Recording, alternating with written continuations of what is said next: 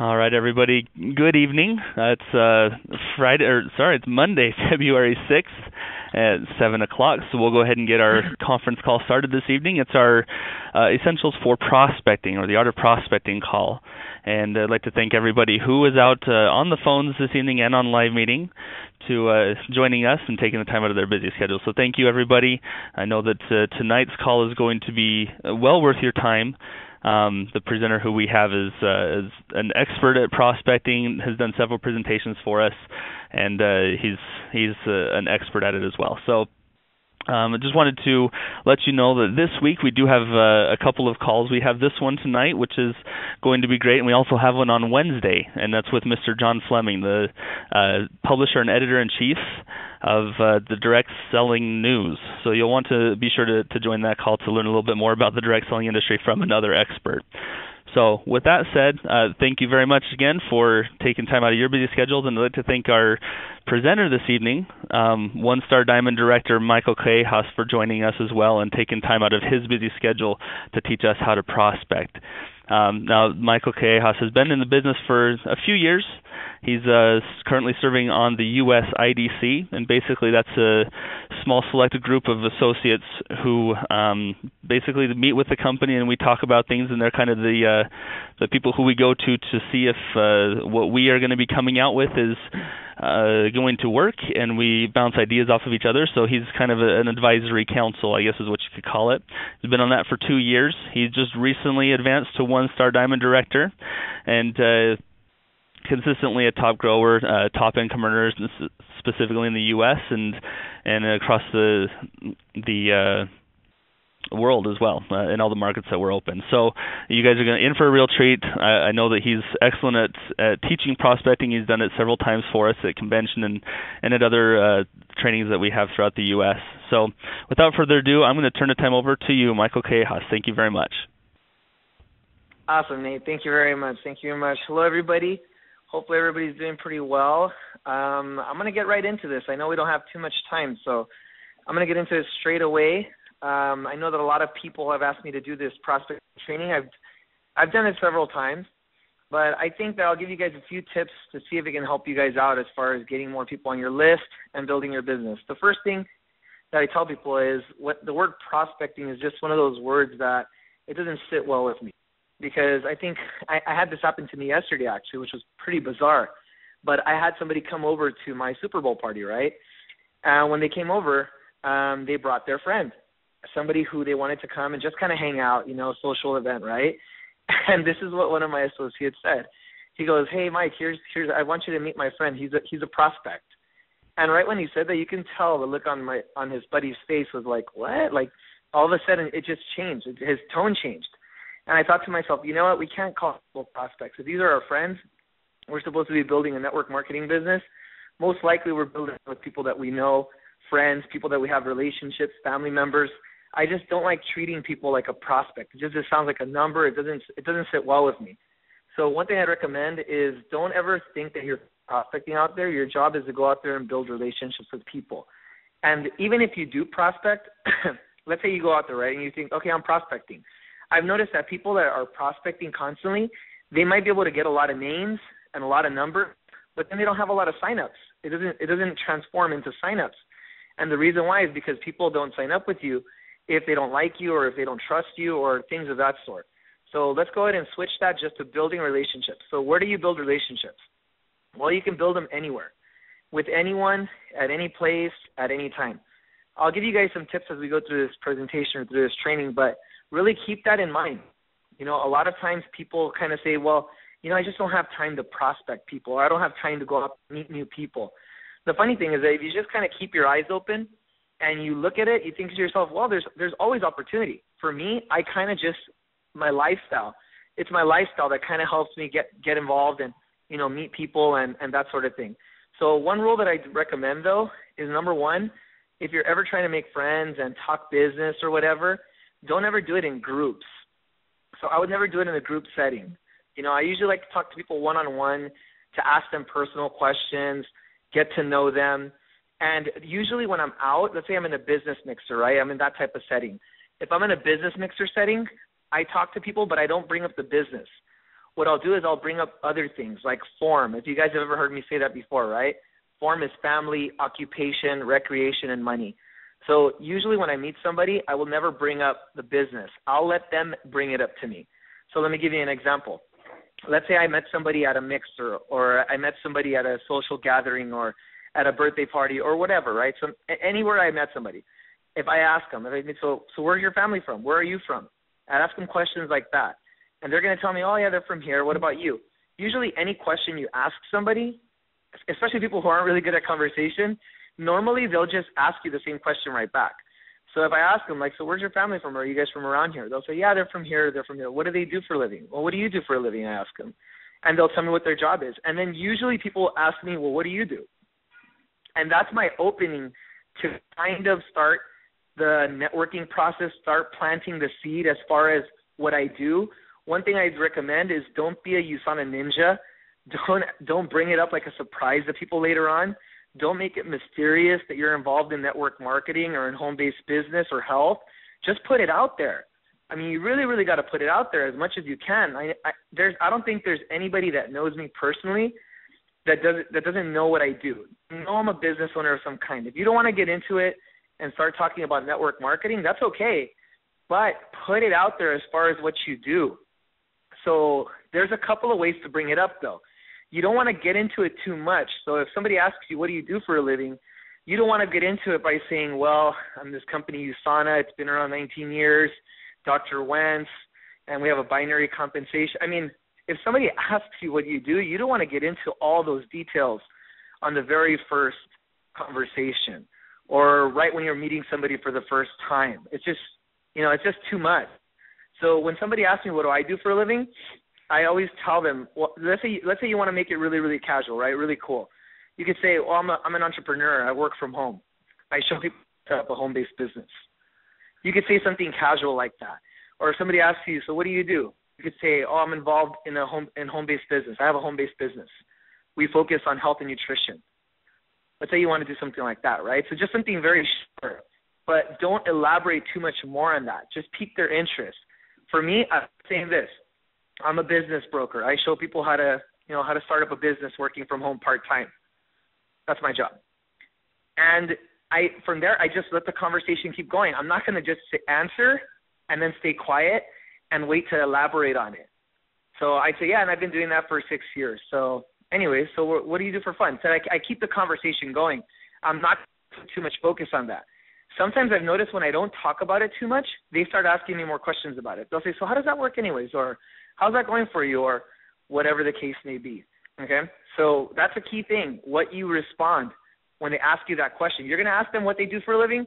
They're going to ask you what you do for a living. That's your opportunity to plant that seed and say something to the effect of, I'm a business broker. I show people how to set up a home-based business. Or I run a home-based business and we focus on health and nutrition. Something to that effect. Okay, something very easy.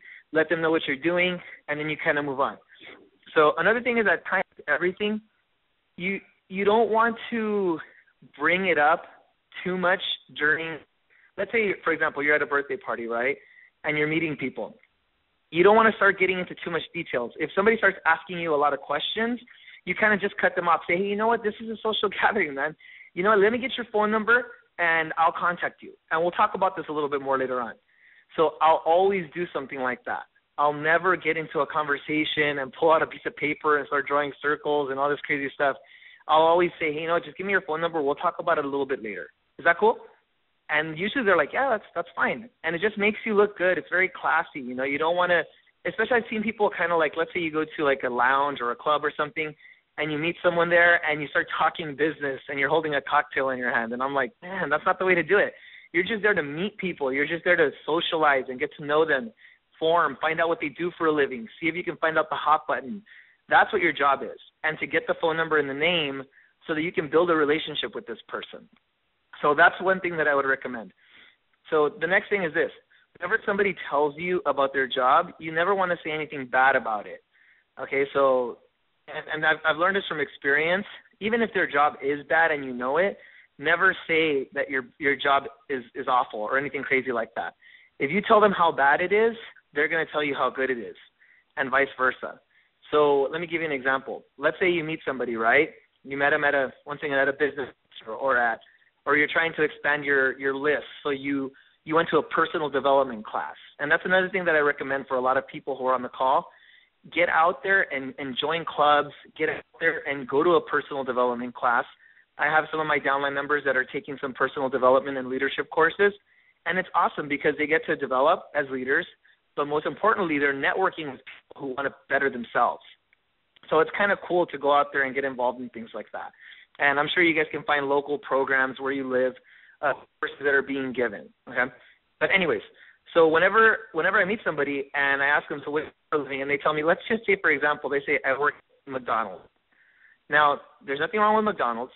And I know a lot of people might say, oh, you work at McDonald's. And don't look down on it. Just be like, oh, that's cool, man. That's cool. How long have you been working there? Kind of upbeat about it. They'll be like, oh, like 4 years. To say, hey, man, that's good. It's McDonald's is a secure company. You know, we know that they're not going anywhere in this economy, right? So it must be good to know that you're safe at this company. So it's a good job. If you say something positive like that, they'll say, yeah, but you know what? I don't want to be at McDonald's for a long time, though. It's just time, you know? Just say, oh, no, for sure, man. You know you got more potential than that, right? Yeah. And then you kind of go with the conversation from there. So make sure that you don't say anything bad about it. Let's just say they say I work at McDonald's, and you're like, oh, that must suck. If you say something like that, they're going to defend it. They're going to say, well, you know, at least I have a job, man. Or, yeah, I know it's not so bad. You know, it's easy. It's chill. They're going to defend it. And I've seen representatives get into that where they just they insult the prospect and the prospect can totally defend what they do. I always give the example of, let's say that you're in a relationship, right? If you're in a relationship and you just had a breakup, you just broke up your relationship. You broke it off with your girlfriend or your boyfriend, whatever the case may be. If you broke up and somebody asks you, so what happened to, you know, Mary, your girlfriend? And you say, oh, we broke up. And then they ask, and then you say, and if, for example, let's say that they say, oh, yeah, you know, she was kind of mean anyways, and she wasn't even that good looking. What are you going to say, right? Naturally, people are going to be like, oh, well, you know, you didn't know her. You know, she was nice. She was good, etc. So people will always say positive things. But let's do a shift, right? Let's do this example one more time. Let's say you say, so what happened to Mary? And you say, well, you know, we broke up. And let's say that they tell you, oh, man, Mary was perfect. She was beautiful. She was wife material. My gosh, that's a mistake. Then you're going to be like, well, you didn't know her. Makes sense? She was mean. And you know, it's just that's the whole mentality of people. So I'm telling you guys this story or that little joke because I want you guys to remember that whenever somebody tells you something about what they got going on, always compliment them. If you compliment people, they'll like you. And if they like you, they'll remember you. And they're more open to seeing what you have going on. So I always like to make sure I make people feel better. When they meet me, I want to make sure that they feel good, that they feel warm and fuzzy. So it's very important to always compliment people on what they have going on. So don't want to say too much more about that. Okay, let's go ahead and move on. A lot of people, though, and this is another thing, so another rule is cold feet. Some people just don't swing the bat. You'd be surprised how many people don't swing the bat. And it's funny because they're trying to figure out the best approach. They're trying to think, well, you know, how do I go about it, or what should I say, or what should I not say? What's the best thing to say? Sometimes it's as simple as just saying, hey, what's up? You know, how was your day? Something like that. And it's surprising because that might open up conversation. Just say, hey, so what's up? How's your day today? You know, even when I'm going to like the bank or whatever, I always ask them, so how's your day today? And I wait, and they say, good. I'm like, cool, awesome. Well, what's so great about your day today? I mean, I'll ask them a question like that. It's a little different, but they'll say, oh, well, you know, it's been pretty slow or whatever the case may be. It's just something. I said, how long have you worked here? And I can kind of go into the conversation like that. If I'm talking to somebody who's an employee, right? They're doing customer service for me, so they're going to talk to me. It's their job to talk to me. So anyways, but if you meet somebody, or let's say you want to go talk to someone, you can just say, hey, hi, how are you doing? Are you from around here? Just a simple question like that can open up so much conversation. I was actually in Mexico, and out in Mexico, we didn't have a really big team, but our team is starting to grow, and it's funny because I got to learn from one of the best. Okay, if you guys have never seen Conchita in action, wow, she is freaking amazing, okay, at just going up to people and talking to people. And it's just crazy because she'll find any little thing, and she'll be like, oh, it's a nice shirt. Where'd you get it? And she'll say, oh, I got it at the store. And she can strike up a conversation, but she sticks to the format. She sticks to form, family, occupation, recreation, and money. So it's nothing out of the ordinary. She follows those basic skills, but she's very good at sparking up a conversation by just asking a question. So whenever you want to meet somebody, just ask them a question. A question I like to use is, are you from around here? Okay, are you from around here? Or let's say I'm at a coffee shop, so are you on break right now? Or, do you come here often? Whatever the case may be, just ask a basic question like that, and you should get a conversation going. I'll give you guys an example. For me, okay, I've been doing this business for some time. I still meet people. I still add people to my list. One of my most successful achievements in my USANA business was a result of me just asking a question. I mean, it completely changed my life. I wish you guys would have the same experience one day. I hope to hear this story from you guys. But one of the things that changed my life in USANA was when I was at the mall one day. So I went to the mall, and I needed to buy a pair of pants.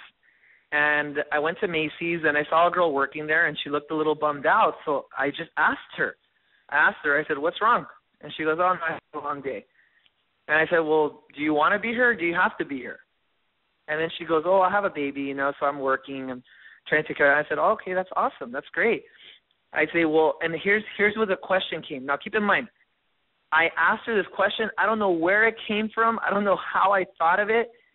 I just spoke from the heart, and I feel that if you speak from the heart, you can't make a mistake. But I simply asked her, I said, well, what if I could show you a way where you can make more money and spend more time with your kid? Would you be interested? She goes, yeah. I said, well, there's an event tomorrow, and I invited her to an event. I did the invite right there on the spot. It felt like the timing was right. She was open. I just went for it. I swung the bat. And probably because I knew that I wasn't going to go back to San Jose because this was in Northern California and I'm from Los Angeles. So I figured, hey, what do I have to lose? I'll just swing the bat right here. So I swung the bat. I invited, and she said she would come to one of our events. And I thought, okay, awesome. But she said, can I bring a friend? I said, absolutely.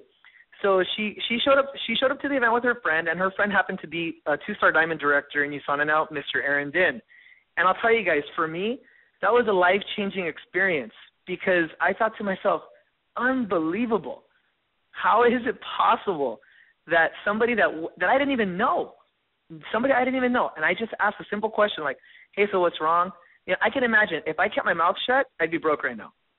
It was that simple. I just had to ask a question. I felt it. I went for it. Now, here's another big part of this, though. Make sure that when you're out there talking to people, you're dressed up. And I know some people are uncomfortable about being dressed up all the time. They feel that it's not them, or they feel, that's just not me. If being you could get you to where you want to be, then you'd already be there. So I recommend make a change. Because if you keep doing what you're doing, you're going to keep getting what you're getting. For me, I feel that whenever I'm out there talking to people, or whenever I'm out there just at any social event, it's a good idea to look sharp. It's a really good idea to look sharp. Because what you say holds more water.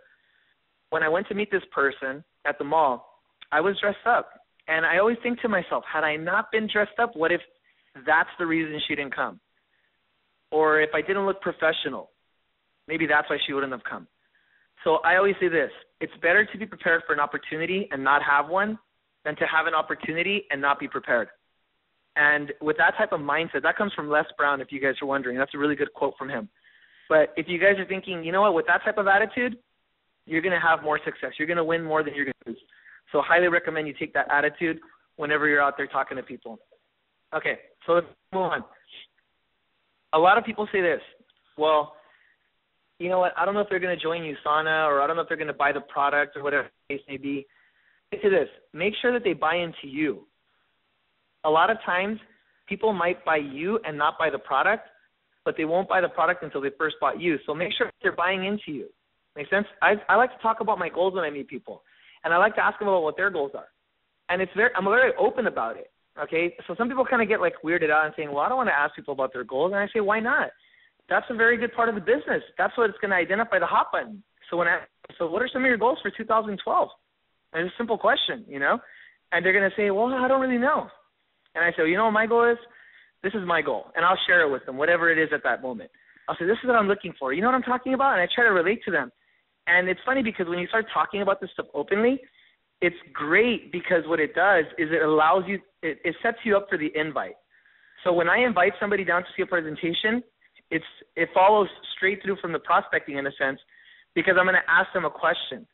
My invite is very basic. The way I invite people, and I know this is about prospecting, but I want to make sure you guys know how to follow through at the very end. When I call somebody up that I met, I always ask them the question, hey, you know how we met over at Macy's the other day? And, we had a pretty good conversation. I just want to ask you a question. If I could show you a way, ... would you be interested, ... And what I mean by that is you can just fill in the blanks. Let's just say that when I met, they said, well, I want to make more income, or I want to work less hours, or want to spend more time with my child, or whatever the case is, then I would just fill in that blank. I'd say, if I could show you a way where you can double your income and you don't have to give up your job and do it on a part-time basis, would you be interested? Or if I could show you a way where you can earn an extra $4,000 a month part-time and you don't have to give up your job, would you be interested? And I wait for that yes or no. And if they say yes, I'd say, okay, are you serious? I always qualify. And they say, yeah, I'm serious. I'd say, okay, when's a better day for us to meet up, Tuesday or Thursday, so I can show you how this works? I mean, that's exactly how I follow up on prospects. So I know a lot of you guys are getting numbers maybe. You're out there meeting people, but then you don't know where to take it from there because you're like, okay, I got the phone number, I got the name. How do I approach them? Well, see, now because you know the invite, maybe that'll help you go back and know which questions to ask when you're making friends. Because for me, it's all about them. It's all about finding out what they're to, what they're looking for, things of that sort. So if you kind of focus on them and less on you, then you don't run out of things to talk about.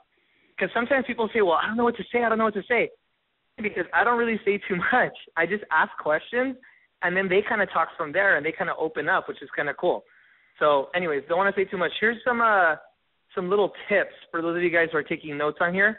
We like to use the 4 C's: conversation, compliment, common ground, and care. So if you guys are writing those down, that's just using the approach, right? Conversation, compliment, common ground, and care.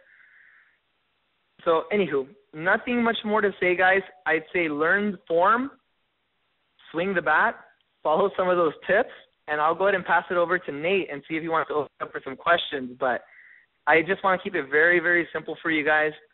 Don't want to say too much more. Nate, I'll turn it back to you. Awesome. Yeah, and that's, I mean, what you said is really all the people really need to know. So thank you so much.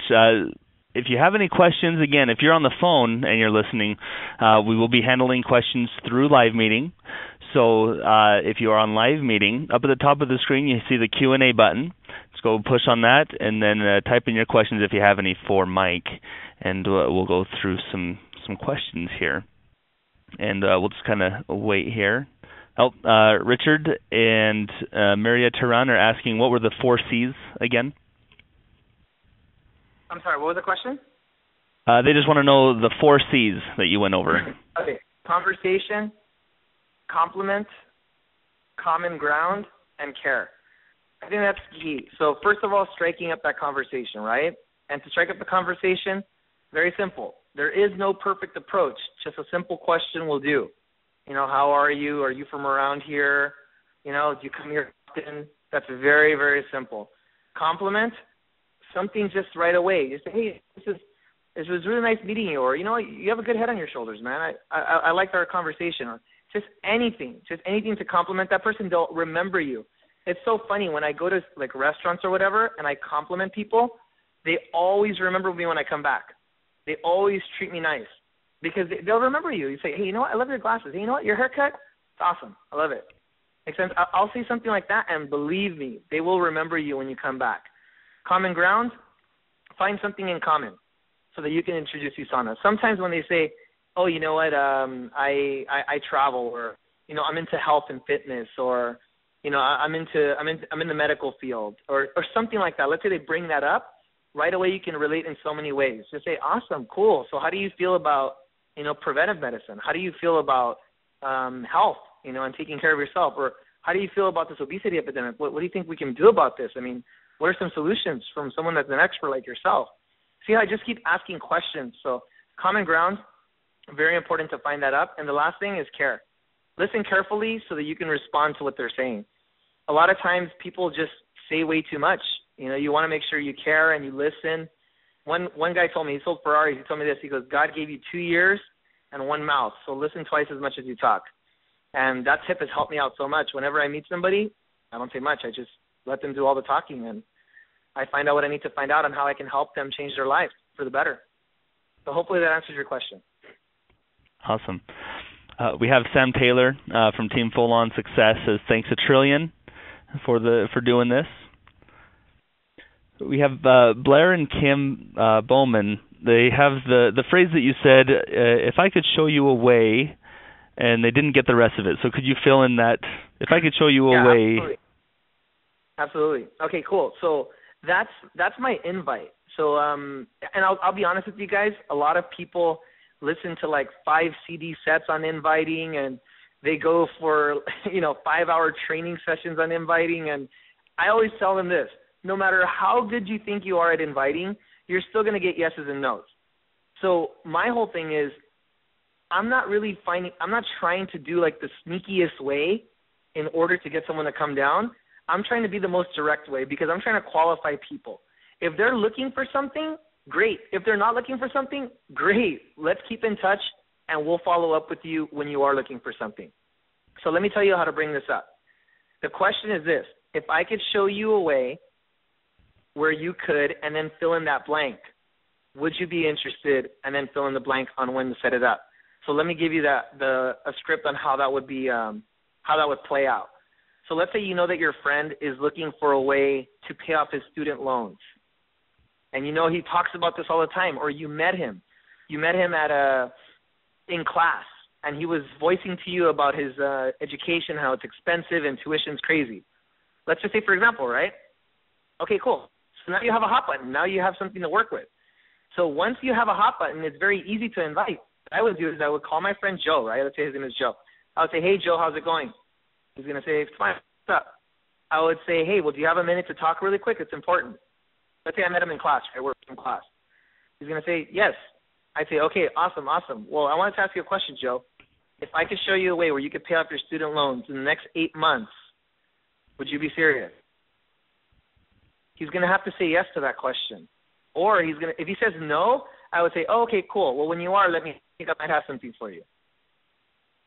And if he asks, well, what is it? Say, no. When you're looking, I'll let you know. Let me know when you're serious, and I'll fill you in. You see how I take it away? See how I don't kill it?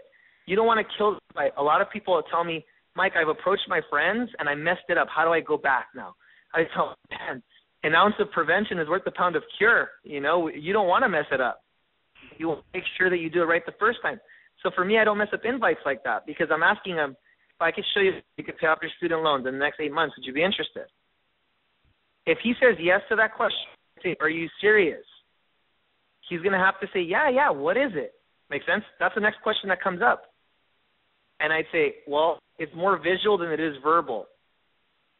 So if it makes sense, so that's how I would reply to that question. But anyways, going back to your initial question was, fill in the rest of it. If I could show you a way to pay off your student loans in the next 8 months, would you be interested? That's to fill in that question. So that's where I go. I go with that. I go through my invite, because I'm trying to qualify them. As long as they're saying yes, that they want that, then it doesn't really matter what we're going to do to have to get that, as long as it's legal, moral, and ethical. So my whole thing is this: ask them that question. Ask them a loaded question like that. If I could show you a way where you could ... would you be interested? And then if they say yes, they say, are you serious? They're going to say yes. Well, what is it? Make sense? Say, it's not what it is. It's this person that I met. His name is Jordan Kemper. He's doing phenomenally well. And then I edify. I edify on what? On the person that I want them to meet. So then I kind of take my invite from what is it to who is it, and then I'm edifying an individual. Now, let's just say you don't have that luxury, right? You don't have Jordan Kemper, right?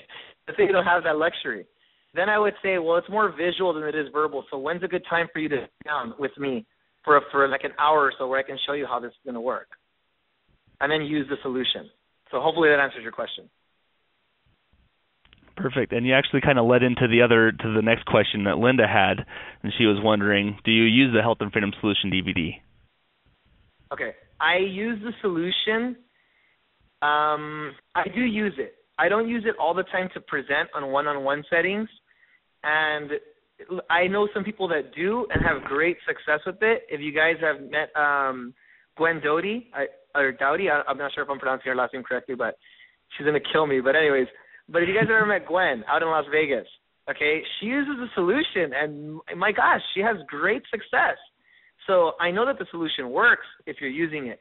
Personally, for me, I would just use a flip chart, or you can use the Health and Freedom newspaper, something to that effect. I like using more of a PowerPoint-type presentation, but I'd say whatever you feel comfortable with. If you feel comfortable with the solution, hey, go for it. If you feel comfortable with the flip chart, use whatever you feel comfortable with. Both tools are excellent. Perfect. Next question we have here is from Kevin. And Kevin from Team NC, he's asking, what book are you reading right now, and what book do you recommend for a new person to get going? Okay, awesome. I'm glad you asked that question. It's so funny because I read the same books all the time. I know that sounds kind of crazy, okay, but it's one of those things where it's like watching a movie when you're 4 years old, and then watching that same movie when you're 14, and then watching that same movie when you're 34. And then watching that same movie when you're 64. So I know that you're going to see it in a different light every single time. So it's kind of like when I watch some Disney movies. When I was a kid, I was like, oh, those are entertaining. But when I watch them now more as an adult, I'm like, hey, it's kind of funny. So I see it in a different light. The reason why I like reading these books is because it doesn't take 20, 30 years to grow up in USANA. You're going to grow up pretty fast in this business if you're out there working it. So a book that I recommend that I just finished reading again is Wave 4 by Richard Poe. And it's so crazy because when you read that book, it tells you everything you need to know to build this business. Okay, so it's one of those things. Now, I read it initially when I got involved. It saved me a lot of trouble. But I read it again after my first 6 months or a year in the business. I saw it in a different light. After I hit Ruby, boom, I read it again. After I hit Diamond, I keep reading it. Every time I read it, I always think, gosh, this makes so much sense. But one thing that I like about it is that it keeps things very basic. Now, a lot of people I know want to see all this super advanced training. And for me, I always think like, no. We have to be really good at the basics because it's the new people that are going to get us forward, right? And if you can just teach the new people the basics, then your business will never end.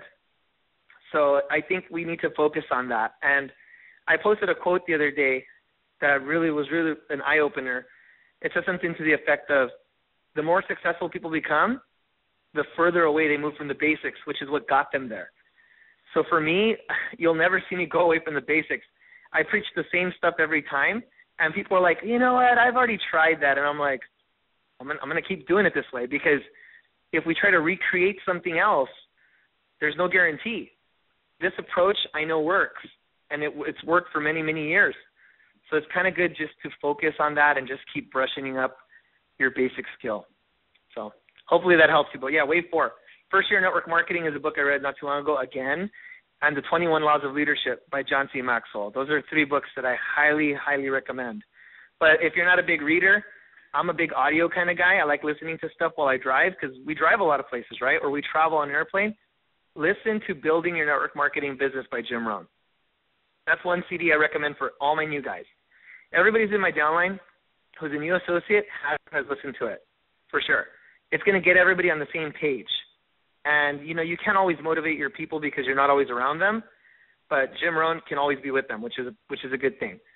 So Jim Rohn, Building Your Network Marketing Business. That's an excellent audio. And if you've heard it already, I've heard it a million times. I can recite it to you, okay, word for word like a song. And until you know it that well, I don't think you know it well enough. So I recommend listening to it. Hope that answers your question. Let's see here. The next question we have, I don't know. I know that you're a busy person. Do you have time for a few more questions? Sure, of course. Okay. So Dave and Nancy Fonda are asking, do you separate business and products, or do you go with the whole picture and see what is a match for them? When I'm doing my presentation, I use everything. My presentation is about 45 minutes to 1 hour max, and I go over the business and the product. This is my structure in the presentation. I go through the industry, then I go through the company, then I go through the products, then I go through the compensation plan, then the close. So those are the steps that I follow when I'm presenting the USANA business. All right. This is more of a specific question, and it's from Kelly. She's saying that she's a real estate agent. When would be the best time for her to mention the USANA business during her real estate business, or how would she transfer the topic to USANA? So when she sells somebody a home, or when she's showing somebody a home? I guess how would she kind of merge her two things?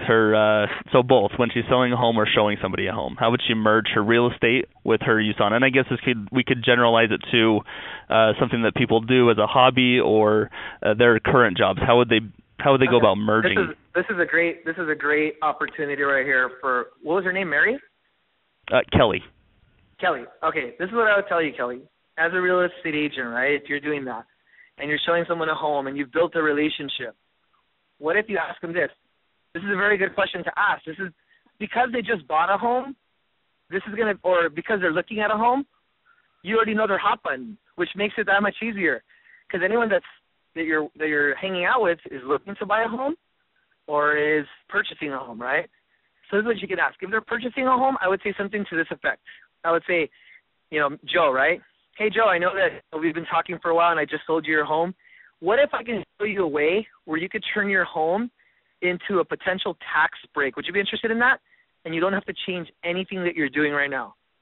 Could save you $5,000 a year. I mean, if you do things right, would you be interested in that? Something to the effect. Or, Joe, what if I could show you a way where you could pay your monthly mortgage inside the next 12 months with something that you're doing part-time? Would you be interested? So that's a great question to ask somebody who just bought a home, right? Now, what's another question? Let's say somebody's looking at a home. What if I could show you a way where you can get that down payment for this home that you're looking at right now within the next 12 months? Would you be interested? Something to that effect. So that's the way I would bring it up. Obviously, they're not going to do a network marketing business if you show them a business plan of action, which the business plan of action that I like to show is if two friends bring two friends 8 months in a row, even if it's with the one business center, you do the math. Okay, it's going to build results. So I would ask them questions to that effect. And those are very effective questions. Especially for somebody who bought a home, they're looking for a tax break, obviously. They're looking for other benefits of being a homeowner. You can open it up with that question. That's how you can bring it up. If they say, yeah, what is it? Well, how does that work? Now you've got a qualified prospect. Now you can say, well, awesome, let me do this. I know a friend of mine, let's say his name is Jordan, who helps people set up, home-based businesses so that they can qualify for tax benefits and learn how to make an extra income. When's a good day for you to meet with them? Tuesday or Thursday, because he's busy, but I know you're busy too. When's a good day for you to meet with them? Now, let's say you don't have that luxury of Jordan, right? Then I would say this. I would say, okay, well, it's very visual versus verbal. When's a good day for us to meet up so I can show you exactly how this works? Hopefully that answers your question. Perfect. And she actually responded, said, that's a great answer. Thank you very much. Awesome. Let's see here. I just saw a question. So we have one from Henry. And Henry asks, do you seek out the cold market intentionally, or do you focus on warm market mostly and work on people from cold market when you encounter them in like a random encounter that's not planned? Yeah, it's never planned. It's never planned. It's just a lifestyle at this point. So I'm not really like out there, like a predator or whatever. You know what I mean? It's like it just kind of comes. When people are around and I see an opportunity, like let me give you an example.